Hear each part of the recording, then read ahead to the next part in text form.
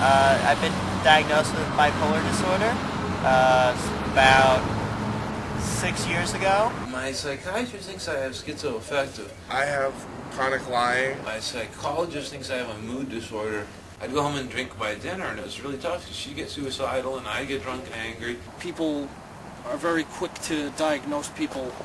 Everybody has, a relative, a family member, some neighbor, or somebody they work with that's got a relative. Everybody has somebody they know that has mental health issues, and regardless, everybody has their issues. Yeah, my diagnosis is still kind of up in the air. Diagnoses, they vacillate back and forth between all sorts of problems, and at this point they can't pinpoint the issues, so I'd rather not say something. At this point I'm really not sure.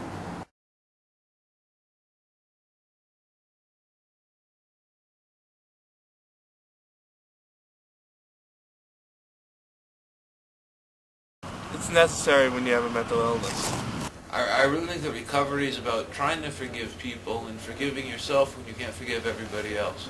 Well, the concept of recovery, in my opinion, is, especially in mental health, is, vital to, the patient's well-being, because the sooner you, get a good grasp on the issues that the patient is dealing with, the easier it is to handle the rest of your life.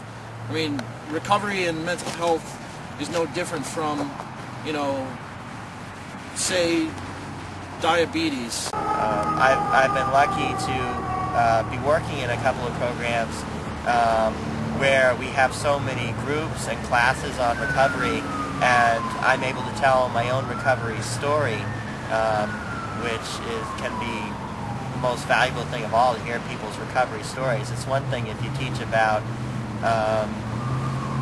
these are things you can do to help you out in recovery, like taking your medication or going to therapy, but it's entirely another thing to meet a real person and see a real face and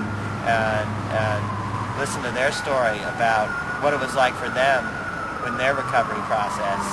I think recovery is a personal process, but it's very interdependent. No one can recover on their own, no matter how much we like to think we can. And I think that trying to be inclusive and included is really the way to recover.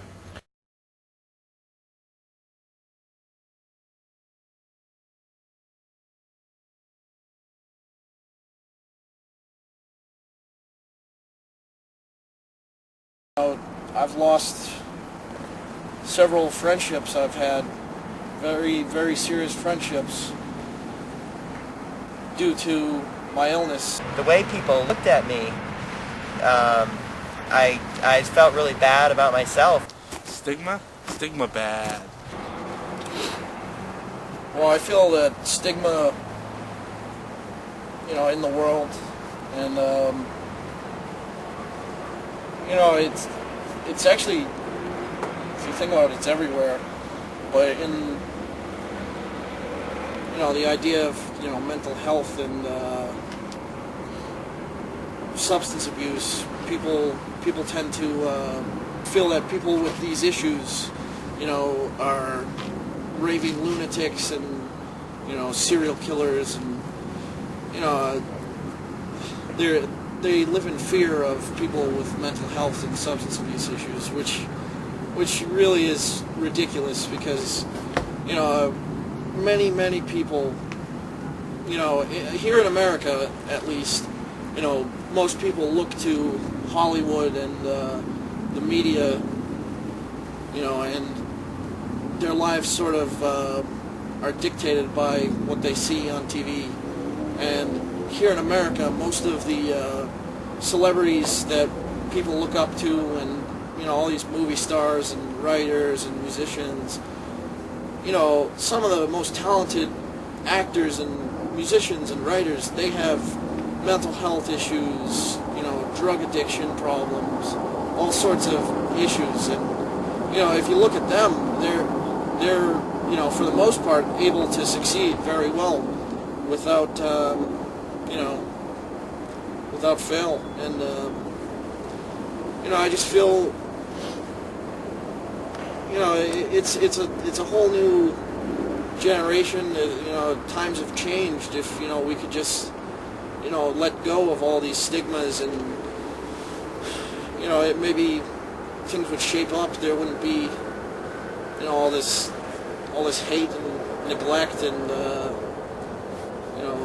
misdiagnoses, all this towards mental health patients. And maybe these people that are preaching all the stigma against mental health people, maybe these people themselves are just afraid because they too are suffering.